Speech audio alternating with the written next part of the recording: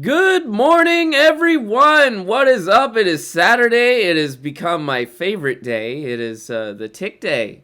Super. It's awesome. I'm in a really good mood because I'm wired and not tired. I got myself coffee and I am drinking a Monster Energy drink because at heart I am a fucking Kyle and I'm not afraid to admit it. I play Xbox. That is how I roll. So, I got stuff to talk about. It has actually been a pretty solid, awesome week. I got my car. I think it's been a full week of having my car because last week I talked about buying it and I bought it that day. So, I've driven, I think, 5 times, including this morning. And, the reason I didn't drive it more is because, insurance. They always get you with insurance. They always get you with car insurance.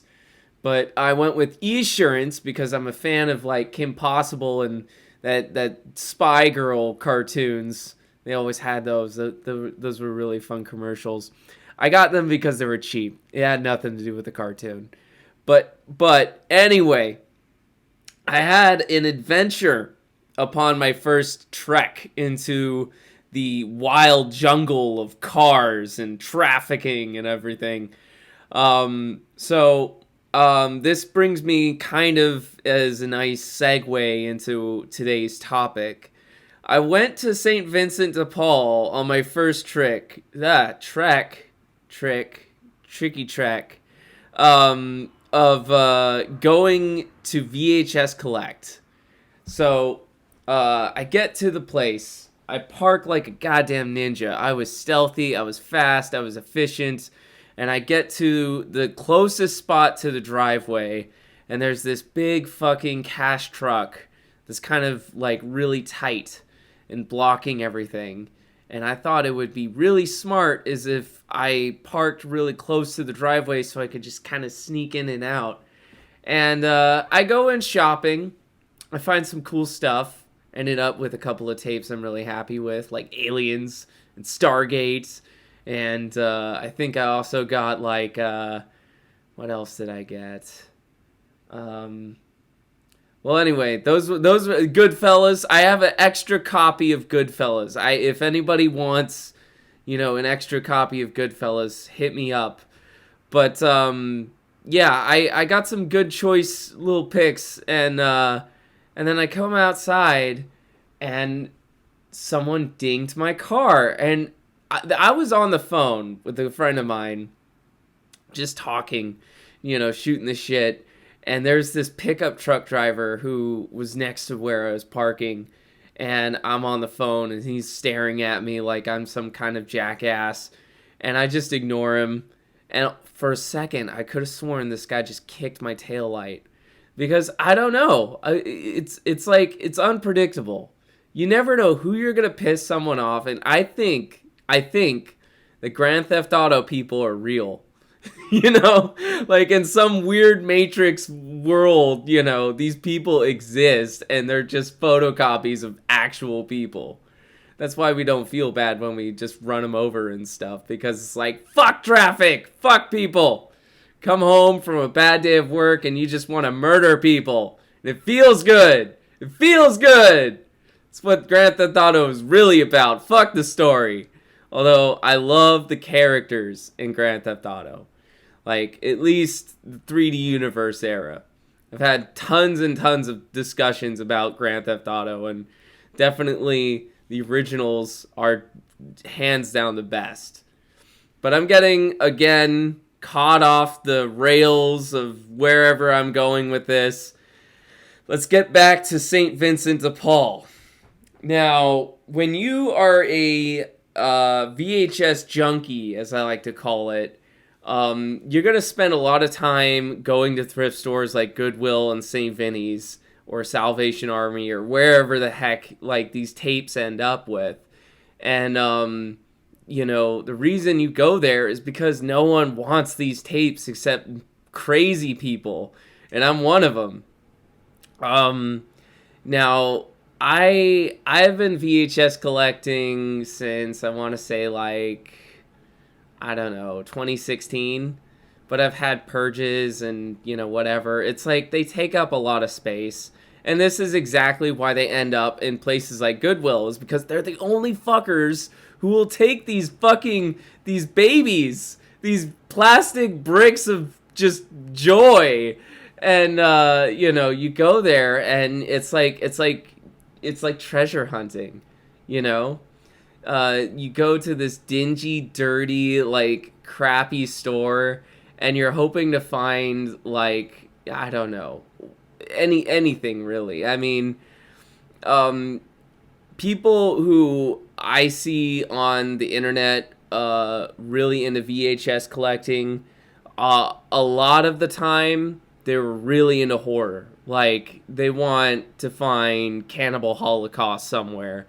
They want to find Driller Killer. They want to find, like, the rare stuff. Really, like, over the top, fucked up horror movies.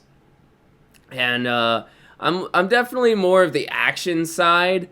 I want to find Enter the Ninja on VHS. That's a movie that's on Amazon that I need to watch, but they just released it. I've been wanting to find it on VHS for a while, but they have lots of stuff that kind of I found that has been good. Like, I found American Ninja 3, and then I had to eBay the rest of them. But then I found Nemesis in the wild. And Nemesis is like that perfect bad B movie that literally could not exist anywhere but VHS. It opens up so well. It's like, it's got the best one-liner ever. Fucking terrorists. And it's one of those movies that if you can find it, watch it. It's not on Amazon Prime anymore, but Nemesis, Oliver Gunn, fucking epic movie. Let me just take a sip. Drinking liquid lighter fluid, Monster Energy, because I go on go. But, yeah, movie collecting. So why do we do it? What is it that is worth the trip and getting your car hit and, risking your life of certain car death? Well, it's kind of one of those questions where it's like, why is why? Something about the feeling of holding it in your hand and picking something up and looking at it and owning it and not having to worry about it getting off the fucking Netflix or whatever. It's like a jolt of, like, it's like drugs. Like, I've never done heroin. I don't want to do heroin, but it's like, give me another hit, I'm ready, If I had a drug of choice, it would definitely be, like, collecting things, because it doesn't have to be, like, movies, but same thing with video games and, anything cheap, really. If it's, like, a good value and it's, like, that mystery of, like, am I going to find something good? Is it going to be worth my time going into a record store or Goodwill or, some pawn shop? It's like, it really is a hunt, and you can't get enough of it. And, I've been doing the same thing with all kinds of media. First, I mean, my real beginning of this whole collecting thing kind of started with movies. I've been going to the same record store for like 10, 15 years. They started off as a place called CD Game Exchange, and they recently turned themselves into a store called Epic Seconds. And I actually got the chance to interview the owner of that store. His name is Ben, and you can check out the video. I'll link it in the description. But I interviewed the guy, and, that store used to carry VHS. So I actually watched The Crow, the Brandon Lee movie, on VHS. And, that was my exposure to so many movies. Because it was one of those really great places where you could find movies for like $5, sometimes even $1. And, I would just end up with bins. Like, I had 2 big boxes, like those Walmart boxes that you could just, like, dispose a body in. But, yeah, I had 2 of those things, just those clunky boxes full of DVDs, and I would, like, awkwardly pull them in and out. I don't do that anymore, but I was, like, obsessed with that kind of shit back then. And, I just ended up with so much stuff. And same thing with video games. Like, I've always been kind of an Xbox guy, but I've collected a lot of different systems and played a lot of different games over the years. Like, at one point, I had a GameCube and a Wii and a couple of other systems. I've had, like, a PlayStation 2, like, 3 times. I currently have one again. Like, the only systems I really didn't have were, like, the brand new ones. Like, I didn't have a Wii U. I don't have a Switch. I had a PS4 for, like, a year, and I didn't enjoy it. My favorite game on the PS4 was Shenmue, and that game was on Dreamcast, so Sega is technically better than Sony. Prove me wrong. Anyway, my start was that record store and how affordable it was. You could go in there, you could spend upwards to like 2 hours just browsing this like museum of stuff. And it felt like a museum. It felt warm and fuzzy and cozy. And that's kind of what, a big part of these hunts feel like. Because when you go to a record store or even someplace cheap like a pawn shop or a thrift store, you feel like you're kind of gazing into like a viewfinder of like another world. Looking at those boxes, looking at those whatever label is on there. It's like staring into the window of another world. And through that box art, you're like escaping reality. Anything that sucks outside of that store, you could look at that box and go there. And, that I just feel like that doesn't happen when you're looking on Amazon or Netflix or Hulu or whatever, and you get like a thumbnail. It just doesn't have the same feeling. And also, a lot of the time, I'll see the thumbnails just turn into like a guy with a background that's like purple or something. Like, they took away the box art from the original box art. They change it up a lot. And so, this feeling that I'm talking about, you could apply this to comics, you could apply this to records, you could apply this to almost any physical media at all. And even though I started off talking about VHS, it really applies to about anything. There's something just so tangible about like going to a store and hunting for something. I have pretty much like all my shelf space completely filled up. At this point, I have a decent amount of stuff, but I'm in an apartment, and I can't really afford to just take more space. Like, I already have pushed it with like claiming the living room. And that's the thing about the stuff that people will say, well, digital doesn't take up space. You could just have endless amounts of stuff. It's true. And I understand. I mean, like, I really wanted to get an Xbox Series S because of that. Like, I had to move. And I wasn't even sure if I had to sell all my stuff because it does add. I have like 2 full shelves and 2 bookshelves. So lots and lots of physical media can just kind of turn into both like the best feeling in the world and like it's a nightmare trying to move that stuff. But at the end of the day, it's really like you could look at that stuff, I've spent so many nights where it would just be like 10 o'clock, 12 o'clock in the evening, and I'll just go in the living room and I'll look at my collection. It'll be all nice and shelved and everything on display, and I'll just be like, yeah, that's mine. That was a good movie. Oh yeah, I remember that one. And just literally just stare at it like it's like some kind of painting or something.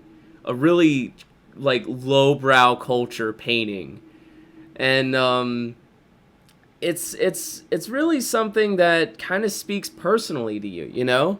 Like you are kind of a reflection of your collection. I rhymed. That was cool. Reflection of your collection. But you know, when you look at your tastes of what you like to watch, it kind of says like, oh, well, that guy clearly likes gore or like horror splatterhouse kind of stuff. Yeah, the guy could be a metalhead or a punk rocker, or like, oh, this guy collects action movies. Must really like Halo and Call of Duty. Waving my hand in the air, hi. And then I have a friend of mine who's really into comedy, and she's really into comedy, and she's really cool. That's a totally like, it speaks to who you are. You know what I mean? I don't know how else to say it, but movies are they're personal almost, to me at least. And they really are special in the sense that they have so much attachment. I mean, I feel like when I watch something like Predator or something, it reminds me of all the nostalgia along with it and what it meant to me. It could be different for people who didn't grow up with these movies, but there's always stories behind them. Like, I still quote the movie, Dylan, you son of a bitch! Everybody loves the lines, the one-liners and everything. It's something that I think, until there's a day where movies and, pop culture as we know it just stops being that way, we're always going to have this kind of nostalgia for whatever we end up watching. And, it's going to be like our history. I mean, if you think about it, pop culture is kind of history. It's not the, textbook history, but it's the stuff we talk about. And, I'm not really up with the times. Like, I want to see Vox Machina, I think it's called, or Vox Machinima. But, there's new shows out that look good. And, those are the ones that I think people are going to be talking about.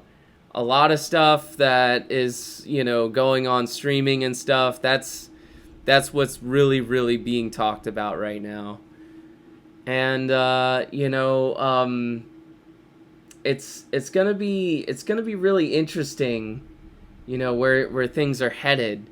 I hope that physical media still sticks around. I hope people want to own things, because this whole aspect of collecting and owning things and having stuff on storage, you just don't get that personal feeling of ownership when it's like it's streaming. You're renting it. Streaming is great. I like the availability of streaming. Like, okay, I don't know what I'm gonna watch. Hey, I didn't know this movie, Mega Time Squad. It's New Zealand, but Shaun of the Dead. Awesome movie. But, then it goes away. Like, as far as I know, Mega Time Squad is gone. And Officer Down is about to expire. If you have Officer Down on Amazon, watch it. It's really good. It's awesome. But, when it goes away, it goes away. And then you get the movie, it's yours. Great example. So I was watching Joker TV this last Thursday, and I've went on Joker TV like 5 or 6 times. I love those guys, and they're really good to me. And we watched a live performance of Backyard Jungle, I think is what they were called, and they had Fantastic Planet in the background. I'm like, oh man, I really wanted to see that movie. I want to freaking watch that. Let me look it up. And it was only available to rent on Amazon. That was like the only way you could watch it. And so I'm like, okay, I don't want to rent it. I want to freaking watch it to watch it. So I found a record store that had it on DVD, and I freaking bought it. And it's like, okay, yeah, it cost $30, but it's mine, you know? I'm not going to have to worry about losing it. Like, that's really what it comes down to. It's like you don't have to worry about it disappearing. Because, you know, I would love to see a service of like a streaming app where they just don't get rid of stuff. You know, they stream it and they keep it. Netflix had Rocko's Modern Life, and I love that show to death. It was my favorite Nicktoon. And they had it on Netflix, and then it just disappeared. And I ended up tracking it down on DVD, and now I have the series. I am sipping more Monster Light fluid. It is my energy. I go on go. But, yeah. I mean, you know, if they just focused on keeping stuff, and I think this is why they wholeheartedly went with their own content, because that was like their answer, right? You know, if you're going to have your own show, they can't get rid of it. They have the rights. They have the licensing. So that's their solution. And I think that's a great little way around it, you know? Like, you know, that way they get to keep whatever they make. And that gives you a reason to watch, you know? Like, you're going to watch a Netflix show because it's got Netflix-produced content, you know? It can get a little tricky, though, because, you know, Marvel is a good example. They are owned by Disney, and I'm not really sure if Netflix is going to stay holding on to Daredevil and stuff. I really enjoyed the first season. I didn't finish the second season, but I got pretty close. I'm a terrible binge watcher. This is kind of why I prefer like watching on a DVD, because it's like some reason I just am more like aware when I put in a disc. It's a weird feeling to describe. But yeah, you know, collecting is just kind of like this. It's almost like a spiritual journey. You're trying to find yourself through the stuff.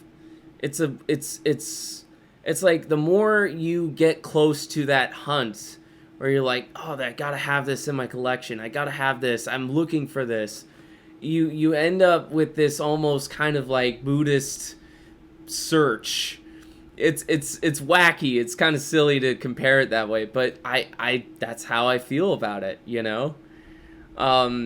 By the time you actually have a good collection, you refine it. You're constantly going through the stuff and you're making it better and then shifting it down, and it's almost like looting in a video game. You buy the stuff, you use the stuff, you hunt the stuff, and then you sell it and get better stuff. It's a total grind. And yeah, I don't know if I can quit. It's might be an addiction, it might be a habit.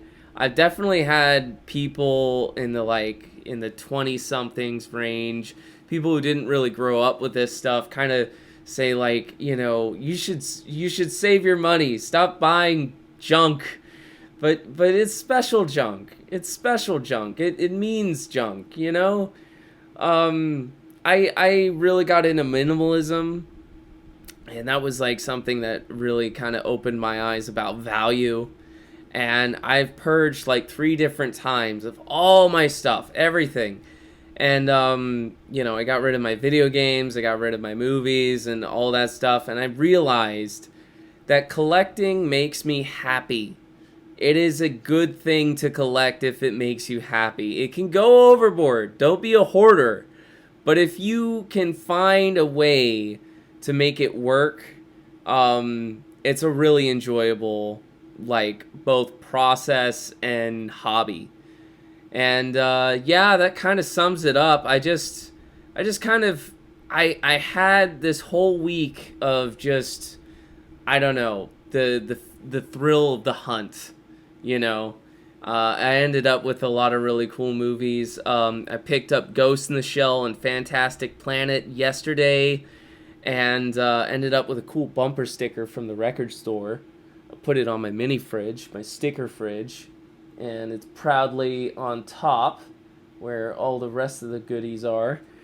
And I mean, if you are starting to, have some money, you want to get into a hobby, go to a Goodwill, get a VHS player, and have fun. Because I only pay like $1 for 5 movies at a Goodwill, and $1 each at a St. Vinny's, and you can find some great shit that just is expensive on DVD.